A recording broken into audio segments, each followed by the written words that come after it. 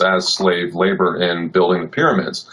I don't think any sub-Saharan blacks designed the pyramids, which is a huge distinction. They always talk about how America's wealth was built on slavery. Well, then why isn't there tremendous wealth in sub-Saharan Africa? Didn't some of it have to do with technology and organizational skills and commerce, things that have been boats, things that evil Europeans had a hand in helping invent and develop? The idea that all of America's wealth was built on slavery, number one, why did the North win the Civil War if that's the case? Well, slow down here. We want to keep this numerical. There were at least as many white slaves as black slaves. Well, I based it in the Redneck book. There was a pamphlet in the 1670s that estimated 10,000 British kids were being kidnapped and taken to work on plantations in America. Who knows if that's accurate or not? But if it was, you just take 40 years of that, you have 400,000 whites forcibly taken to the colonies. All historians agree that about 400,000 blacks were transported from Africa to what is now North America. About 15 million came to the Americas. Almost all of them went to South America. But there's a parity there, and almost every historian agrees that 2/3 of whites who came to the colonies came in bondage. You never hear about that, though. You think they were all slave owners, but that's numerically impossible. Blacks were never a majority anywhere. You had more slave owners than slaves? That doesn't make any sense. Right. Well, that comes up later. Let's make that a new one now. What percentage of Americans own slaves? To my knowledge, as far as the registries go, at the peak of slavery in the South, around 1858, 6% of Southern whites owned slaves. If you factor in Northerners, it's about 1.5% of American whites were slave owners at the peak of slavery in America. Oh, right. Somehow 150 years later, all of us are guilty for it. Is it true that the white slaves, of which there were multitudes, were actually treated worse than black slaves because they couldn't handle the heat? They weren't very valuable.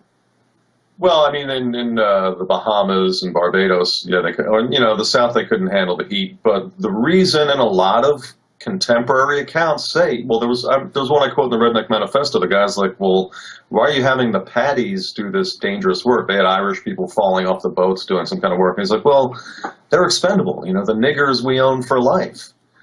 And yeah, they were treated like a rent-a-car because they had 7-year terms of indenture, so they just beat the fuck out of them. And apparently middle passage death rates were comparable to the African slave trade. And about half of these indentured servants, who were called slaves back then, did not survive the 7 fucking years. What does that tell you? It was brutal. Yeah. I'd like to see a monument somewhere. I'd like to see a movie once.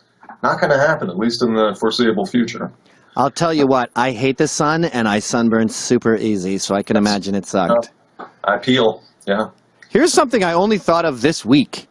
When we were bringing in all these slaves, 400,000 of the total 15 million, only 400,000. But when we were bringing those in, and I say we loosely, we were Britain. There were other hands, there were a lot of European, Portuguese hands involved in the slave trade. What never gets reported is almost all the slave ships were owned by New Englanders.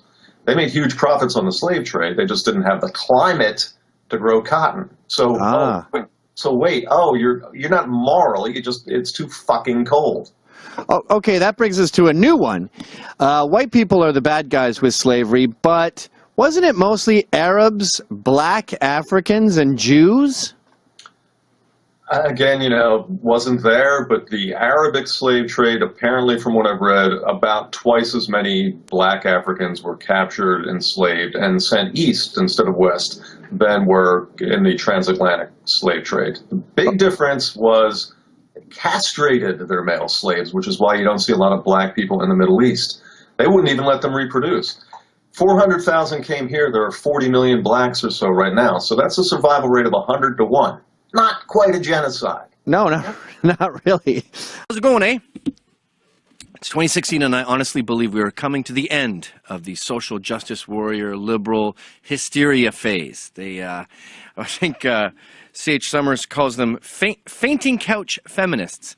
And I would extrapolate that and bring it to the entire far left and their obsession with censoring us and preventing certain behaviors. I call them the new Victorians. This dying breed is on their death knell, right now. And looking back, you see phenomenal similarities to the uptight aristocrats of 150 years ago. Sex, art, humor are all under extreme scrutiny because we don't approve. Take, for example, this shocking statue that was at a college near Boston. I think it's Wellesley. This sculpture is called the Sleepwalker, and people noted that it made them feel unsafe. Yes, students at the school argued that it made them feel unsafe to see this naked man who is sitting there frozen. He can't get you. He's a statue. But no, it's dangerous and it's too sexual. So here we have sex and art at the same time being censored by the upper classes. And they all are upper class. I mean, even the Mizu thing with Black Lives Matter, when you see these kids going on strike, their homes are worth $25 million, their dads are ministers of industry. And you see this too all over the war on sex. Yes, I know they claim they like slut walks, but when it comes to real sexuality, it's all about rules and what is proper. And what is proper is permission for every touch. If you want to be with a woman, maybe you touch the top of her frock, and you can go from here to here with consent. It sounds like, turns out this was a myth, but it sounds like that whole thing with Victorian England covering the table legs with cloths because it's too libidinous. The male libido is disgusting. It has to be quelled. We need to stop catcalling. Everything is rape. If you have sex and regret it later, it's rape. Rape, rapity, rape, rape, rape, rape, rape. We managed to stretch the definition of rape such that college students think 1 in 4 of them are going to get raped. That is Victorian. If you think that sexuality is this ubiquitous danger, then you're a Victorian. And this comes back down to jokes. Now, humor and art are the same thing. I don't know how many jokes I've made where people go, "What were you going for there?" And I go, "I don't really know. It just seemed funny to me." Sometimes, even with a racist joke, you're actually lampooning racism. Like when I say something is gay, I'm lampooning the way we spoke when we were 8, and we go, "No, I don't want to do that. That's gay." Why are you trying to get into my head, you Victorian mind control machine? And John Cleese sees it as Orwellian.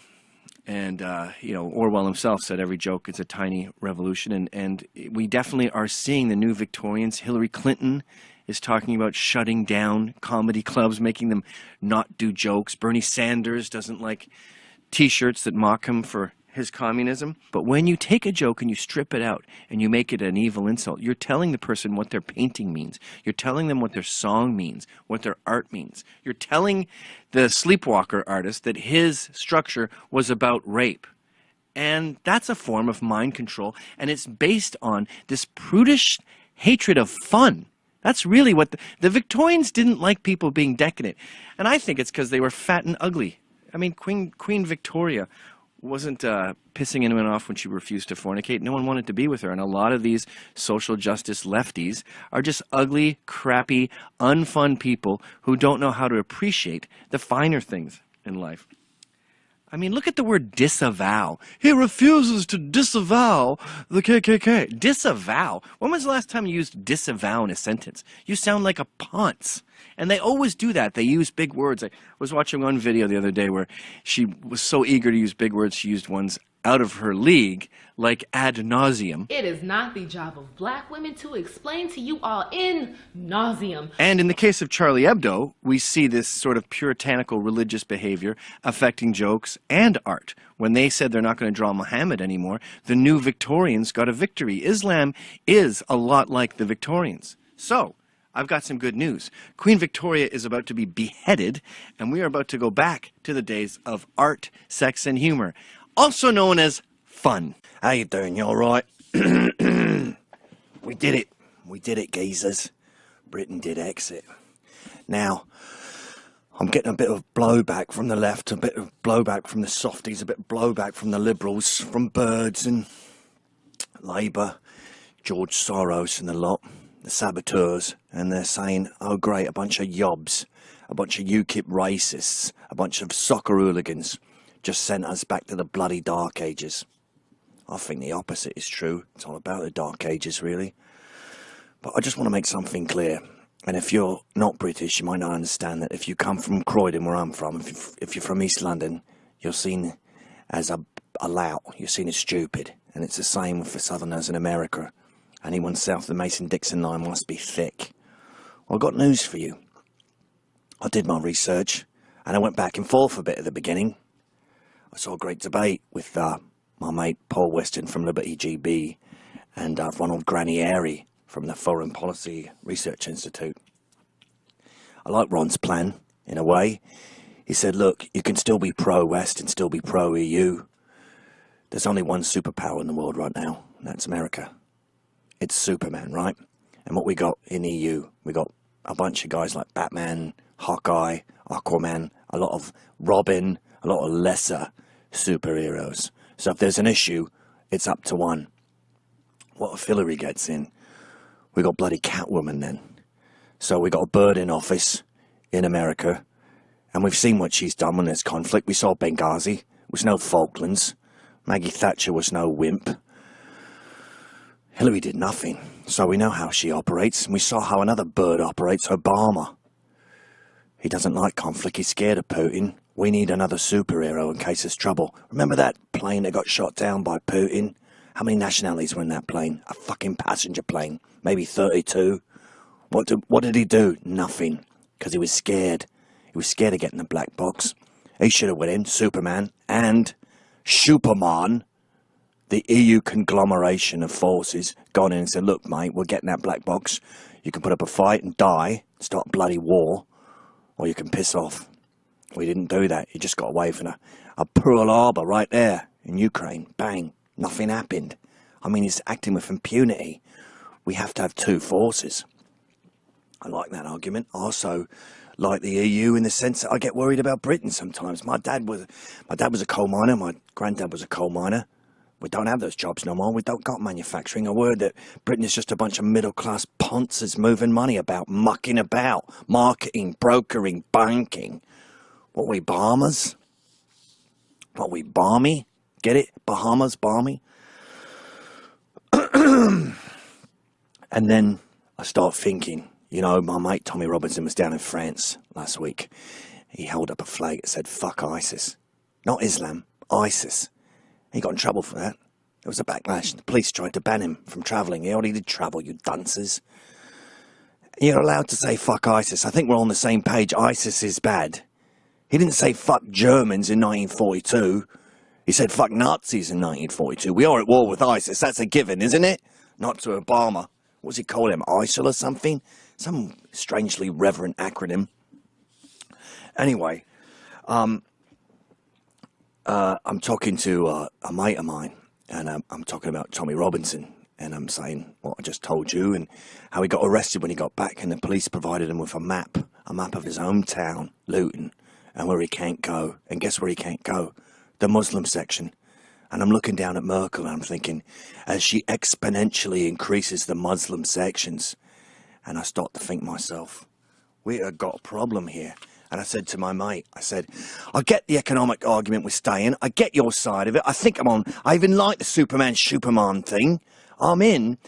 My only question to you is, what about the Muslim problem? And you know what he said to me? He said, what Muslim problem? You know what I said to that? I said, Britain, exit. Hello, ladies and germs. My name is Gavin McInnes, and I am pro-life. I am against abortion. I'm a Knight of Columbus, a Catholic. I think abortion is wrong, and I also think that has nothing to do with sexism. In fact, I would argue if you want to drag gender into this ethical and religious discussion, then abortion is sexist. If you are pro-choice, you are ignoring women's decisions, you are ignoring a woman's view on what murder is, and you are promoting something that ostensibly is about to become a genocide of the female population. I know, it's kooky. But you're the ones who made it about sexism. A good half, not quite, but about half of North American ladies, women, adult women in Canada and America think abortion is wrong. If you think abortion is right, you are denying them their ethical beliefs. Isn't that sexist? And they go, no, it's the woman. The woman's, you're telling a woman what to do with her body. Yeah, I tell female murderers what to do with their body, too. Don't murder people. If you're a female blood and you're shooting female Crips, I bet 100% of women outside of the female blood community would tell you that that's wrong. They don't want women doing that with their bodies, going like this. So it seems strange to me that murder and human life has become such a feminist thing. What about all these women that are against it? Anyway, a big argument I've noticed from a lot of people is the crime argument, and there's a mistake in Freakonomics where they say crime went down when abortion went up. No, that's a myth. They got that wrong. But what do you know what you're saying there? You are going with the origins of Planned Parenthood. You are up there with Margaret Sanger when you say that you don't want all these mothers to have kids they can't keep care of because they'll just be these horrible children running around getting up to crime. You know you mean blacks, right? I know you know that. You know that blacks are wildly disproportionately aborted more than whites. In fact, blackgenocide.org estimates it's about 2,000 a day. Now, I'm all ears. I'm very open-minded. I'm pro-free speech. So if you want to talk about that, I'd love to hear it. But I'd like you to know that you have one of the most extreme arguments around. You don't want any more black people. And by the way, right now with welfare, we are incentivizing single moms. We have shattered the black family with all this liberal horse shit. So if we bring dads back to the American black family, the Canadian black family, then you're not going to have as many idle hands and criminals. But you're the one who wants to abort them all. So just concede that that's what you're saying and we can move forward. Another big problem, I think, with abortion from a lot of women is they're coming at it from a selfish perspective and thinking, what about me? What if I get pregnant? I think a lot of them have had abortions and they regret it and they go, oh, thank God. I mean, I would have got pregnant. I wouldn't have been able to abort it. First of all, I recognize that making abortion illegal is a pipe dream. I recognize that Roe versus Wade is never going to be overturned, but that doesn't mean I have to be okay with abortion. I want people to know it's murder. I want it to be frowned upon at least, at the very least. And in such an environment, you wouldn't have got pregnant in the first place, okay? You'd remember your cousin Connie, who was waddling around for a year and gave her baby up for adoption in high school. You'd remember your brother Keith, who was working at the gas station paying for child support. Right now, abortion is basically birth control. It's not a big deal if a guy ejaculates into you. Well, in my world, it would be. Getting pregnant would be a huge deal, and we'd be a lot less lackadaisical about who goes in there and why.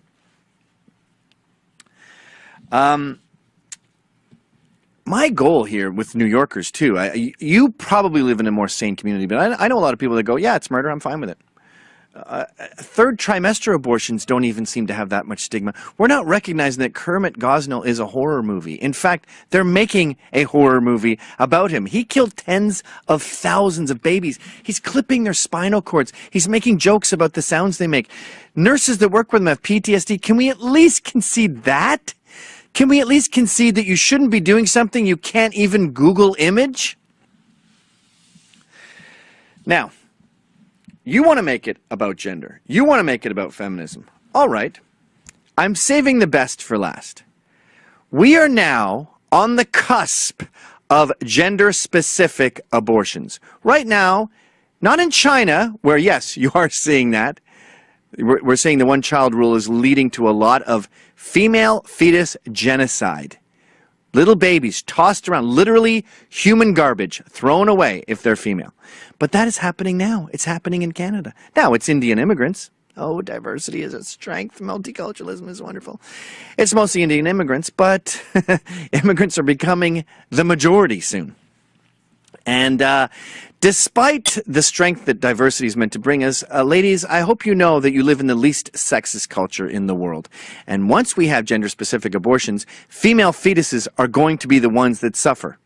Remember Down syndrome? When I was a kid, every gang had one kid with Down syndrome. Now they're gone. That's abortion. I know you think that's good. I don't want to get into that. It creeps me out. Same as the black thing. I hate the way you're so pro-death. But imagine we did that with gays. Oh, we found out the gay gene and the gays are getting aborted en masse. Well, we're about to see that with females. Are you angry yet? Look, call me a feminist, but I happen to think that extinguishing females is wrong. Hey guys, great news. The Mall of America finally has a black Santa. Whew. You know, being Santa is an accomplishment. It's like being an astronaut or something, or getting the Fields Prize in mathematics. It's something you aspire to. And now black people can know that they can become Santa, because black people can be anything, right? You could be a doctor or a lawyer or a Santa. No, that's not the way it works. Santa's not a thing you accomplish. It's a guy. It's a folklore that goes back hundreds of years. It goes back to Odin. It goes back to Scandinavia. It goes back to a bunch of white guy stuff, like some Greek dude who was putting candy over the top of a wall to save some prostitutes or something. Well, he wasn't white. Okay, he was olive-skinned. And then it goes to Northern Europe, Scandinavia, Yule. They would celebrate, they had this god Odin, who looks like Santa if he was at war. Oh, he is at war. Okay, so he looks like Santa. He would ride around through the sky giving presents on a horse. Kids would put their boots by the fire full of hay so the horses could eat them. Is this ringing any bells? Yes, it's called Santa Claus. Why are you changing it? Oh, you have a problem with the black Santa? Why do you have a problem with a white Santa? The Lone Ranger was white. Tonto is Indian. Is it empowering to switch them? Do you want to... The Easter Bunny can be different colors. Is that okay? What about the fairy godmother? Is that a dude? Yeah, it's the Rock. Ooh, you blew my mind. Why are you always trying to blow my mind by ruining stuff? And by the way, when you keep changing Santa, you make it awkward for us parents who have to explain, oh, that's someone in a Santa suit. The other day I went to Petco, and my dog wanted to meet Santa, and it was a chick. My kids are like, that's a chick? Oh, that's a lady dressed as Santa, but the real Santa's why are you complicating everything by not doing a good job? You're supposed to look like Santa on Christmas, okay? Christmas is a time for giving. That includes blacks and Jews and Japanese fishermen. And yes, I'm sorry, but in a white country, a lot of the guys in your history are white. You don't have to rewrite them. I don't understand why you have to make our forefathers black and Latino. Are we going to make Conan O'Brien play MLK? Christmas is a time for giving, so please give. And from the bottom of your hearts, give me a break. Okay, let's go. This is 7 seconds. Very positive guys. You can help us. They were so positive, they were borderline Christian rock. Can't we rock together? We can walk together. Why can't we rock together? It's funny when you're an old man, you go back over your favorite music from when you were a young man, and it sounds very noisy, very loud. No, I don't care if you're into different bands. No need for so much hatred. I'm just a different man. Remember that band? All right, that's enough for that noise. God damn, the kids yesterday are loud.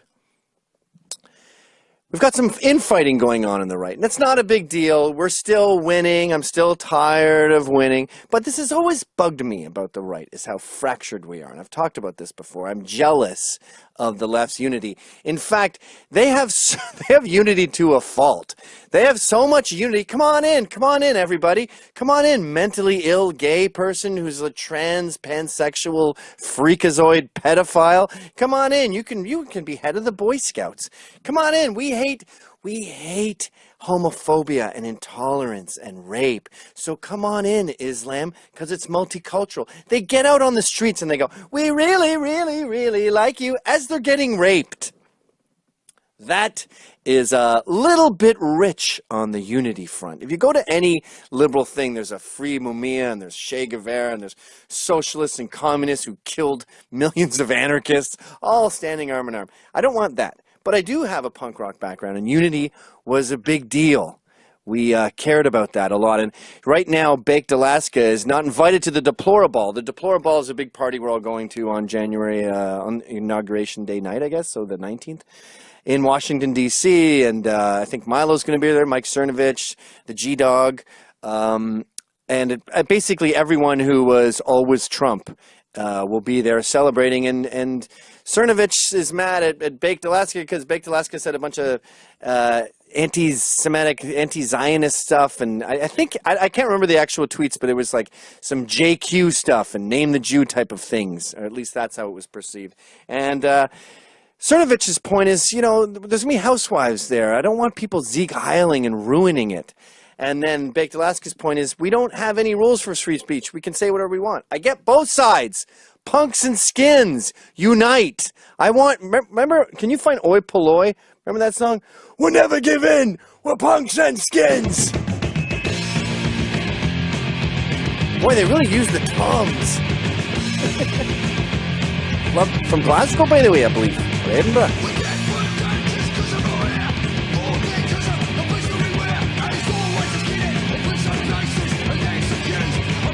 And he's accused of being a racist. I don't know why I'm doing Cockney. They were Scottish. But they were doing kind of a Cockney accent. Anyway, this is noisy to 99% of the population. We'll never give in. We'll never give in. We're punks and skins. And so you have, forget the Nazis, okay? The Hollywood Nazis, Zeke Heiling, that's retarded. They're mostly fakes. A lot of these anonymous Pepe guys, they'll never have kids. They're sitting at home in their basement telling you that you're not white enough or you're not Western enough because you race mix or you don't name the Jew. Meanwhile, you have these Lebanese families in Texas that are more Christian and more white and more Western than half of these guys. If you are a Chinese family in Dallas and your daughter's a cheerleader and you go to the football games and you go to church, you go to Christian church, you are way more Western than half of these assholes sitting there tweeting at people going, you're a cuck. So you're not invited. So I'm slicing out the obvious extremists because I think half of them are liberals that have been hired by the SPLC to get in there and sabotage this. And that's why I hate the lack of unity, because it's working. But outside of those freaks, we have the alt-right. And they hate the moderate right, like the Shapiros and the Crowders. They hate National Review. And I'm mad at National Review. I'm mad at them for firing John Derbyshire. But I feel like they got taught a lesson. They got kicked in the ass. They got taught that they are a satellite floating above the earth, just like academia. But Jonah Goldberg's a great writer. Kevin Williamson is freakishly good at writing. Ben Shapiro has delivered amazing books to the cause. I'm a Western chauvinist. I want maximum freedom. I want to take down the government, and I want people to be free. I'm basically an anarchist. I'm a punk rocker. And when I look at their body of work, I go, thanks, Crowder. Thanks for naming the Muhammad and putting your life at risk to say that these Islamists coming here are fascists. Thanks, Shapiro, for telling all these liberals that you're not going to get away with bullying people anymore. You're not going to get away with calling people's work, shutting down their job, ruining colleges, ruining free speech. Thank you for that, guys. Why can't we all just get along? We won. It's time to accept the fact that if you want less government and more freedom, you're on my team. I wish everyone from Shapiro, Crowder, National Review, all of Fox News, except a few. All of Fox Business. I want the Federalist. I want everyone who wants less government, more freedom to be a deplorable. But it's not turning out that way. Let's go out on Op Ivy. Do you have that jam? This band was all about unity. This album, I think, is called Unity, right? Everyone on the right needs to listen to Operation Ivy. Going down between my brothers tonight. I don't want no war. Going down tonight. War! And you go, yeah, I don't know who is blocking celebrities from the knowledge that America is sick of them talking about politics. You suck at it. You haven't looked it up. You're just sending out these videos like the Electoral College must be overturned, or I demand Congress stand up for me when LGBTQ, when Hitler Trump goes rounding everyone up and deporting us all. Stop it. You don't even Google. You're not allowed to politic. Anyway, check out her speech that she did last night. It actually started out relatively reasonable. You know, what is Hollywood anyway? It's just a bunch of people from other places. I was born and raised and educated in the public schools of New Jersey. Viola was born in a sharecropper's cabin in South Carolina. Born in a sharecropper's cabin? All right, that's enough. Yeah, you are the most creative drama club kids, the most annoying people, the biggest megalomaniacs with rich parents from around the country. And even if you showed up there poor, like Viola Davis surely did, you make your millions and then you float off on this salad. Liberal Hollywood is the most liberal liberals get. And you got up on stage to say, hey, we matter, which, by the way, you just gave away that you've noticed that we're laughing at you. If you say, I'm not the laughingstock, it's like saying, screw all the haters. You're admitting that the haters are bothering you and you've lost your credence. But she proves that she knows what time it is by delivering terrible logic. Check this out. This is a little later on, after she said, we're all magic. And if we kick them all out, you'll Actors. have nothing to watch but football and mixed martial arts, which are not the arts. Nailed it! I'm sick of people saying mixed martial arts is the arts. You know, that nobody who never says that? Nice, nice straw man argument of the century there, Meryl. And we never said we're going to deport you. I don't know where you got this. You're not illegal aliens. You're not illegal. You said you're going to move to Canada. You lied. We don't want to abolish TV and film. We want to abolish idiots talking about politics. And then she really doubled down with her ignorance, this retard, and said the following. But there was one performance this year that stunned me. It sank its hooks in my heart. She's modern primitive. She Not puts because those it was hooks good. in her chest and hangs. There was nothing good about it. But it was effective and it did its job. You're getting It a made Lifetime its Achievement intended Award. audience Shut laugh up. and show their teeth. It was that moment when the person asking to sit in the most respected seat in our country imitated a disabled reporter, someone he outranked in privilege, power, and the capacity to fight back. What? It kind of broke my heart Broke when I your saw heart. it, and I still can't get it out of my head. Okay, can you because just it stop wasn't there? in a- She still can't get it out of her head, but she never looked it up. What is going on here? It can't be that easy. It's like when Obama talked about the pay gap and said women earn less. Yeah, they earn less because they tend to not pursue more expensive stuff. They're also not equally represented in sanitation. Did Obama not look it up, or was he purposely obfuscating the truth? Is that what she's doing here? I can't quite play it out. Just for the record, for all you dummies who just assume this emotional-driven politics is rooted in fact, the reporter that she's talking about doesn't go like this. And I love doing this with liberals. I love saying, let's play it out. Let's play out your version of it. So there's a very severely handicapped cerebral palsy reporter who says, Mr. President, the interest rates will have to go up shortly. What are you going to do about the imminent inflation?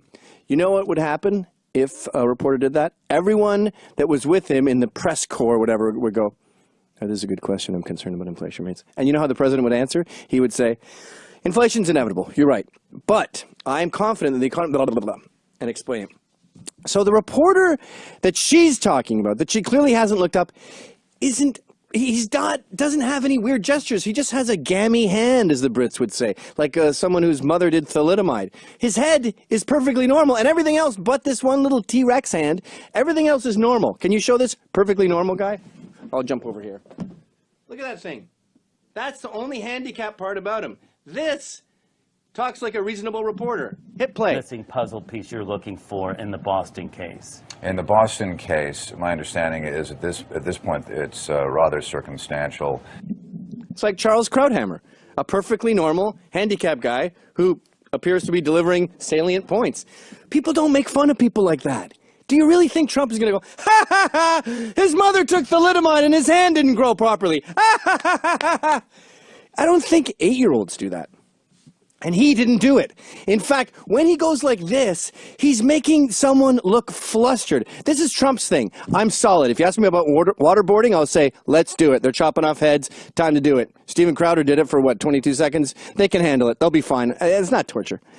And then when other people are confronted with that, they go, oh, I can't help. He does this when he's talking about himself. It's called being effusive. It's what New Yorkers do. I blame Italians for it. But look at this. This is him doing it for just about everyone. Well, how did you get them? They were sent by Russia. That's the entire DNC. Senator Cruz, what do you think Cruz? of waterboarding? Oh, I don't want to talk about it. You know, he didn't want to talk about water. And they said to him, what do you think about ISIS? Oh, ISIS is very tough. Oh, ISIS is very tough. When you see the president of the bank, I mentioned the word regulated. Is he talking about Jews there? He's saying Jews are retarded. I'm Jewish. I run the bank. You're going to Africa on a safari. There's not going to be any phones. You know what? Get me out of here. That's right? enough. Stop. By the way, he's doing an imitation of himself when he doesn't have access to phones. Is that attacking the handicap? Now, here's what I don't get about this. We are in the week where we just saw a real-life special needs person, not someone with an imperfect hand. We saw a real-life special needs person tortured by Trump supporters. Has she not seen that? Can you pull that up? Trump. Fuck my people, boy. Fuck no, bitch. Everyone has seen this, right? Is she trying to prevent a race war by saying Trump did it too and lying? Is this communist propaganda? I don't understand it, honestly. Is she a retard? Oh, I'm Meryl Streep. Oh, the president makes fun of people.